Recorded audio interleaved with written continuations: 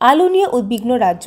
মজুদ আলুতে আর মাত্র ৪৫ দিন চলতে পারে, তাই কোনোভাবেই যাতে ভিন রাজ্যে আলু না যায় সে ব্যাপারে দৃঢ় মনোভাব নিয়েছে রাজ্য সরকার।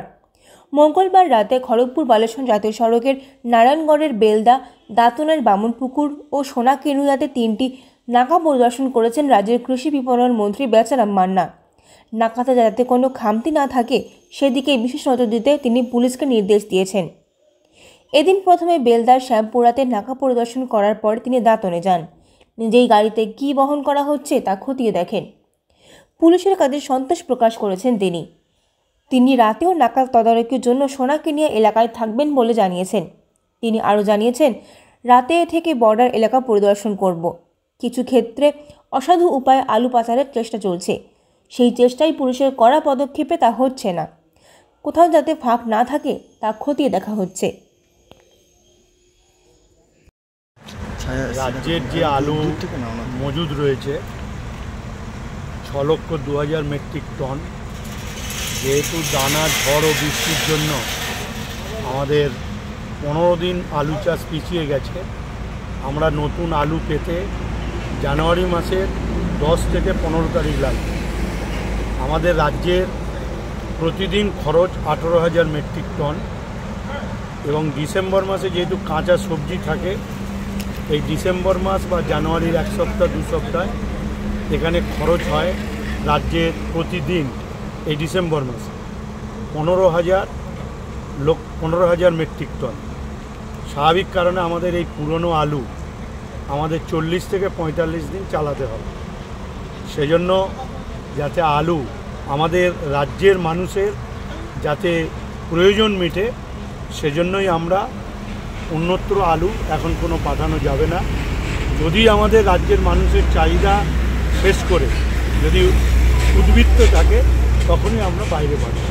তাই অনেকেই, কিছু অসাধু ব্যবসায়ী তারা লুকিয়ে বিভিন্ন রকমভাবে অন্য জায়গায় নিয়ে যাওয়ার চেষ্টা করছে। সেজন্য বিভিন্ন জায়গায় চেকিং পয়েন্টে আমরা চেক করছি, আমাদের ডিপার্টমেন্ট এবং পুলিশ। আমরা সেই চেকিং কেমন হচ্ছে এবং চেকিংয়ে যারা দায়িত্বে রয়েছে তাদেরকে উৎসাহিত দেওয়ার জন্য আমরা আজকে এই বিভিন্ন বর্ডারে আমরা ঘুরছি। আজকে পুলিশের সঙ্গে আপনাকেও দেখা গেল যে গাড়িগুলোকে চেকিং করতে, কেন এই উদ্যোগটা কেন?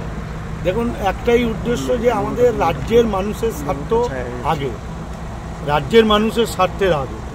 সেজন্য যাতে আলু কেউ লুকিয়ে বাইরে না নিয়ে যায়, সেটাই হচ্ছে আমাদের মূল লক্ষ্য। কেন ইতিমধ্যেই আপনারা জানেন যে কেন্দ্রের বিজেপি সরকার তারা রাজ্যকে অন্ধকারে রেখে যেভাবে মালদার মাইতিপুর, দক্ষিণ দিনাজপুরের হিলি সীমান্ত, কুচবিহারের চাংড়াবান্ধা দিয়ে ব্যাপক আলু পাস করেছে এবং আমাদের মনে হয়েছে এটা রাজ্যকে সংকটে ফেলে একটা অপদস্থ করার একটা চক্রান্ত।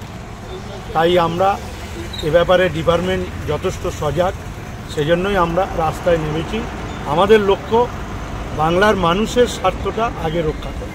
কিন্তু কিছু অসাধু ব্যবসায়ী তারা অতিরিক্ত লাভের জন্য তারা বাইরে নিয়ে যাওয়ার চেষ্টা করছে। তার কারণ এবারে চাষিদের কাছ থেকে আলু ৫০ কেজি প্যাকেট সর্বনিম্ন ৬৫০ টাকা প্যাকেট, সর্বোচ্চ ৭৫০ টাকা প্যাকেট কিনেছে খুচরো ব্যবসায়ী আড়তদাররা। তারা বন বিক্রি করেছে ১০০০ থেকে সর্বনিম্ন ১০০০ এবং ১০৭০ থেকে ৮০ টাকা পর্যন্ত তারা ৫০ প্যাকেটের আলু বন বিক্রি করেছে, অর্থাৎ ৩০০ টাকা করে তারা প্যাকেটে লাভ করেছে। কিছু অসাধু ব্যবসায়ী আরও অতিরিক্ত লাভের আশায় তারা যেরকম বাইরে নিয়ে গিয়ে এ রাজ্যে একটা সংকট সৃষ্টি করে কৃত্রিমভাবে আলুর দাম বাড়াবার চেষ্টা করছে। সেটা সরকার কড়া পদক্ষেপে সেটা আমরা বন্ধ করার জন্য বদ্ধপরিকর। এর ফলে কি আলুর দাম কমে যাবে রাজ্যে? নিশ্চয়ই আমাদের স্থির বিশ্বাস যে আমাদের যে লক্ষ্যমাত্রা, মানুষের কাছে যে আমাদের লক্ষ্যমাত্রা, সেটা আমরা পৌঁছাতে পারি।